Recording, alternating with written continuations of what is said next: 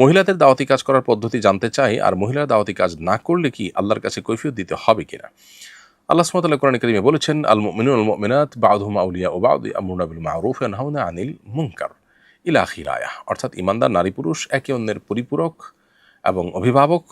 তারা উভয়ই সৎ কাজে আদেশ দিবে, অসৎ কাজে বাধা প্রদান করবে। এখান থেকে বোঝা যায় যে নারী পুরুষ সবাই যার যার জায়গা থেকে তার সীমাবদ্ধতাটাকে মাথায় রেখে দাওয়াতি কাজ করবেন।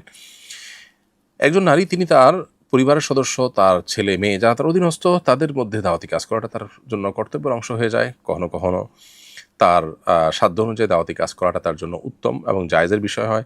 আবার মাহরাম ছাড়া দূরে সফরে গিয়ে দাওয়াতি কাজ করে সেটা নিষিদ্ধ হয়। এটা নির্ভর করে অবস্থার উপরে। তবে পুরুষদের জন্য যেরকম দাওয়ার কাজ মানুষকে ভালো কাজের প্রতি, কল্যাণের প্রতি, দ্বীনের প্রতি, আল্লাহর দিকে, আল্লাহ রসুলের দিকে এবং আখিরাতে জান্নাতের দিকে আহ্বান করার এই কাজটি পুরুষের জন্য যেমন সওয়াবের, মেয়েদের জন্য সওয়াবের। তবে মেয়েরা মেয়েদের অঙ্গনে দাওয়াতি কাজ করবেন এবং সকল প্রকার ফিতনা এবং শরিয়ার পর্দা বিষয়ক যে সতর্কতা আছে এবং বিধিবিধান আছে সেগুলোকে মাথায় রেখে মেনটেন করে তারপর তাকে এই দাওয়াতি কাজ করতে হবে।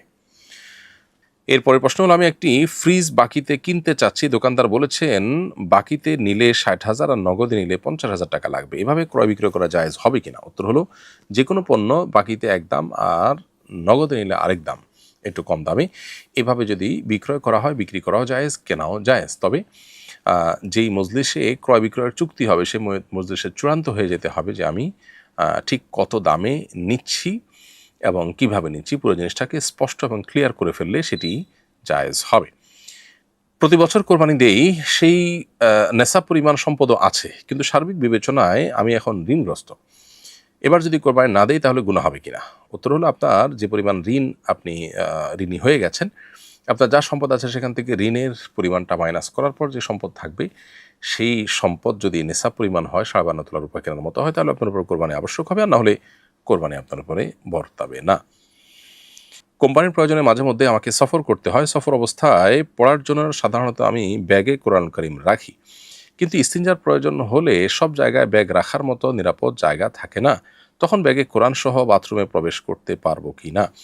কোরআন কারীম ব্যাগের ভেতরে যদি থাকে একেবারে আবৃত, ঢাকা এবং আদবের সাথে, তাহলে সেটা নিয়ে বাথরুমে প্রবেশ করা যেতে পারে, করলে গুনাহ হবে না।